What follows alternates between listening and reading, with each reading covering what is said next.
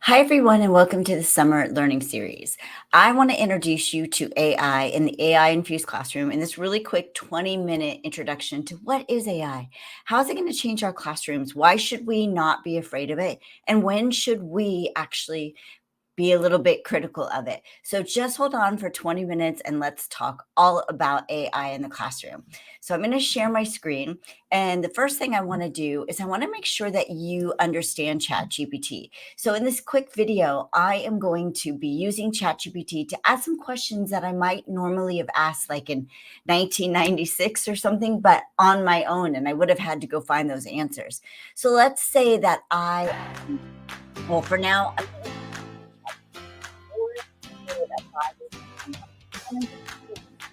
and ask for a summary response of the outsiders. And you can see it produces something, but it's not very good. It will, in fact, get better. But what could I do as a teacher? Well, I might ask for different paragraph types of a summary of the outsiders, doing it in explanatory, critical, high interest, things that I could pass out to students as sort of a mentor text of how we write summary paragraphs. Then students could dissect that. I could also ask for an IEP for a student with dyslexia in my own class.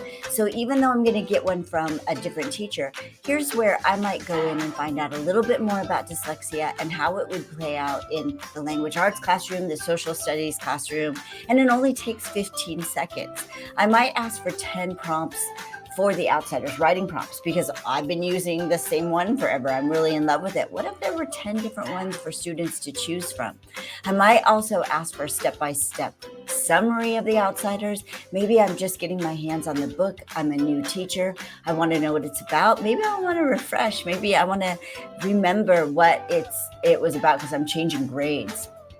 Also, what are the main themes of The Outsiders? Again, this is only taking 15 seconds for me to ask because I might always be talking about identity and there might be other ones that are as good.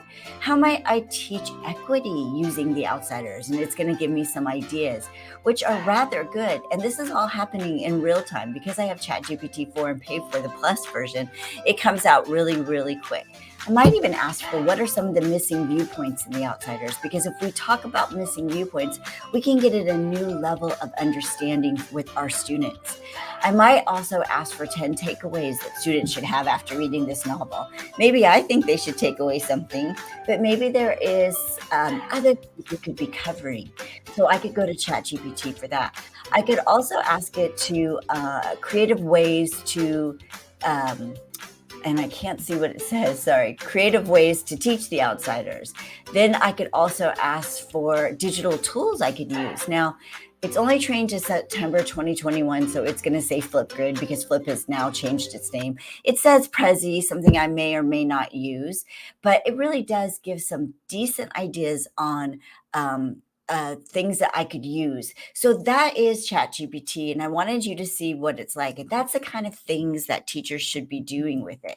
If I, and let me get out of this real quick. If I am a person who hasn't tried ChatGPT, I made this really quick starter kit. This is not for somebody who has been using it. This is for somebody who wants to see what are some questions I could pose. And these questions are actually called prompts. I'm calling them questions because sometimes people don't know that they're called question prompts yet.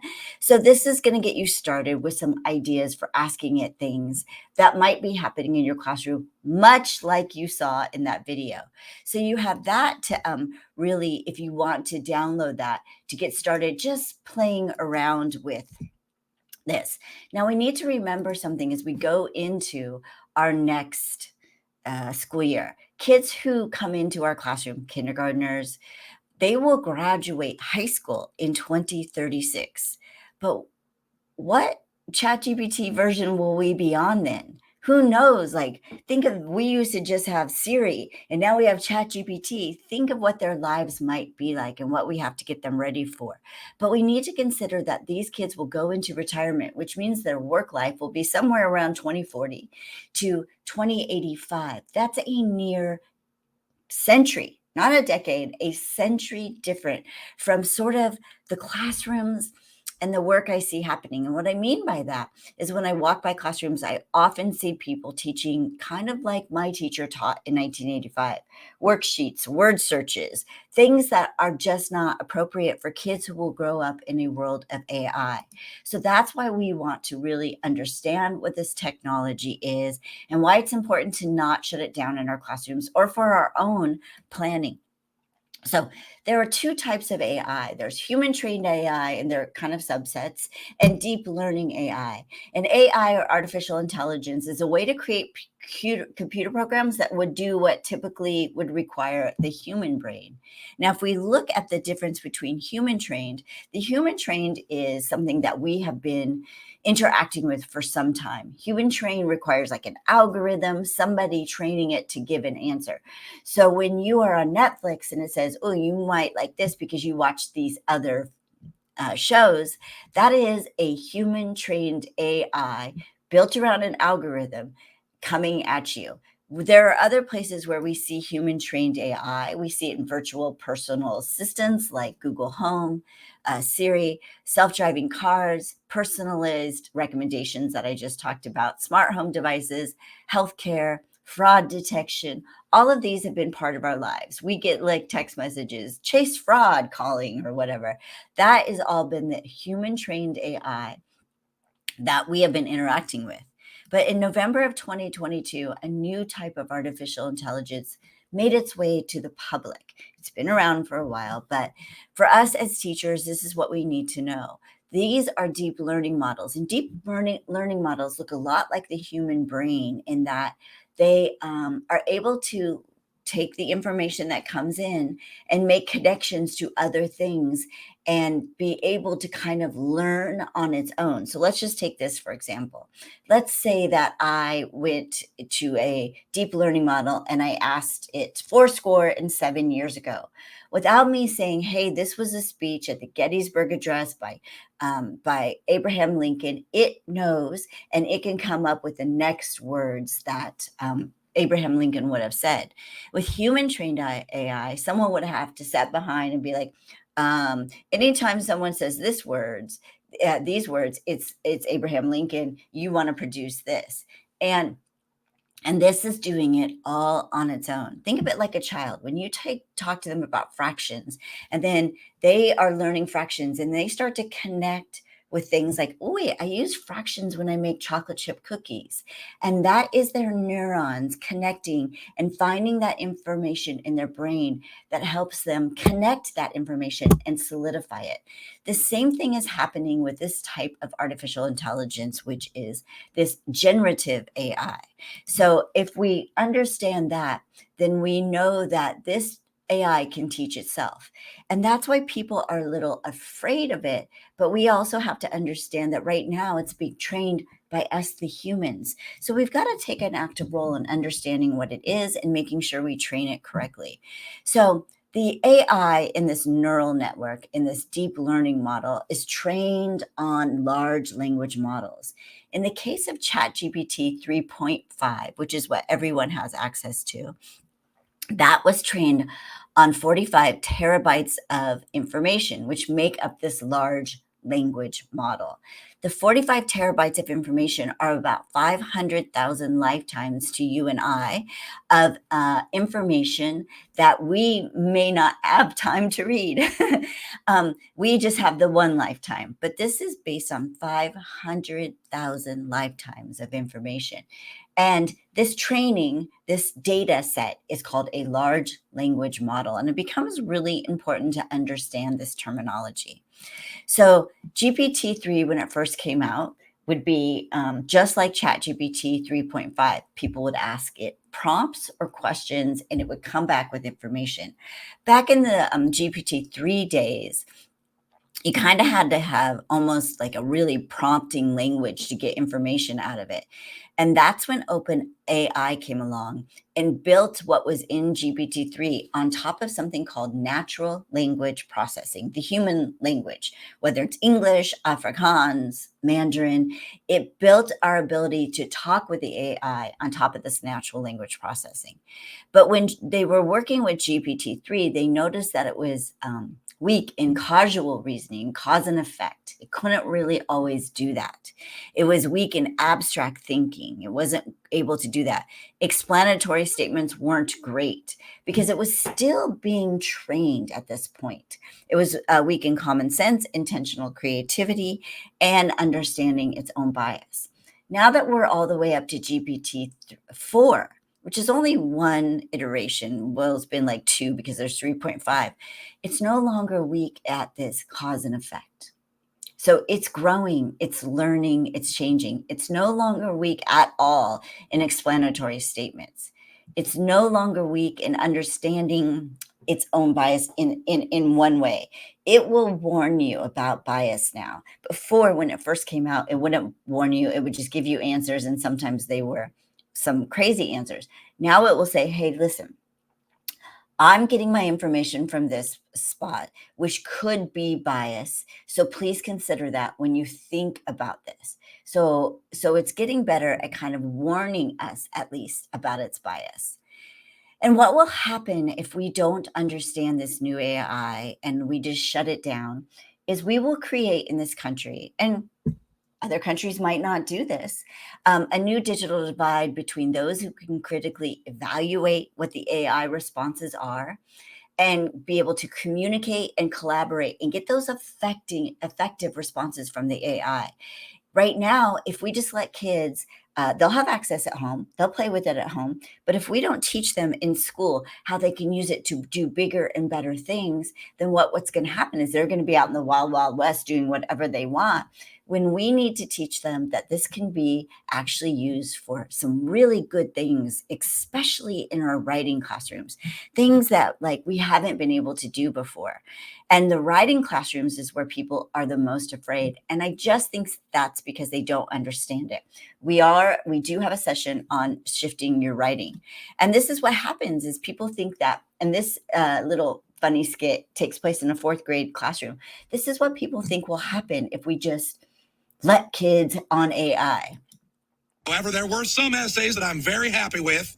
There was a really great essay from Clyde on the 1840s labor unions and their effect on the Industrial Revolution. Someone who never writes good essays, Butters, wrote an amazing piece on post-Cold War Poland and the changing provision of security. Feminist neoliberal perspective of post-war Afghanistan by Eric Cartman. This week we have a new student to the Check Plus Club for an amazing essay called Writing a Policy About Improving the Rights of Migrant Workers. Let's hear it for Stan. So that is what most people think, that kids are going to go in, put the prompt in, and produce these papers of things that they would never be able to write about. And it is exactly true. If we do not teach students how to rethink this other than a cheating machine, they are going to think they just hit the jackpot. But that's wasn't their prompt. And also, if you're giving a prompt as a writing teacher that a kid can go in and AI can write for them, then two things are happening. You have to rethink the prompt. And number two, you have to think about what are the skills that this student is going to need to do, because this student is going to be using AI in their work, no matter where they work. So is it better for them to put in a prompt and just get an answer, or learn how to get the best prompt to work with AI? And that's what we want to be looking at, because if we don't, we're really not getting them ready for their future. And at some point now that this new information shift is coming at us fast and furious, there could be some people who could say it's malpractice to not understand AI, because we are in the business of education. Education is about information. And this is an information shift. We must understand this. We can't just go and be like, however, there were some essays that I'm very happy with. Sorry, that just went. So what does it look like then when we have a writing classroom? And what does plagiarism look like? So I want to give a shout out to my co-host, Matt Miller, on our podcast, the Digital Learning Podcast. Matt Miller, also kind of creator of the Ditch Book, Don't Ditch That Textbook series, and an all-around great educator, kind of came up with this graphic to talk about what is plagiarism and cheating in this new age. So let's talk about this.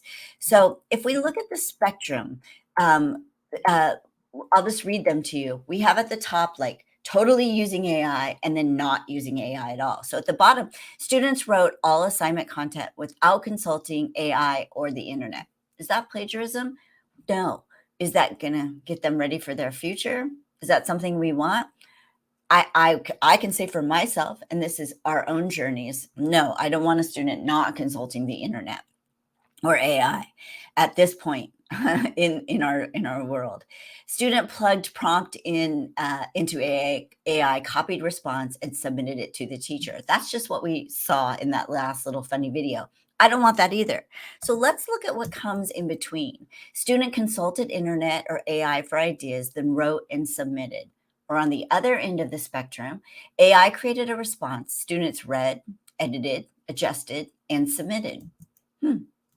And now here in the middle, the student wrote main ideas, AI generated a draft, and offered feedback to improve. The student created multiple AI responses, used the best parts, edited, and submitted. I even think there are other versions and other layers in that, but that's something we have to talk about and think about. What is important in this world? Because which of these would you consider cheating? Which of these is relevant to our students' future? This is the big one.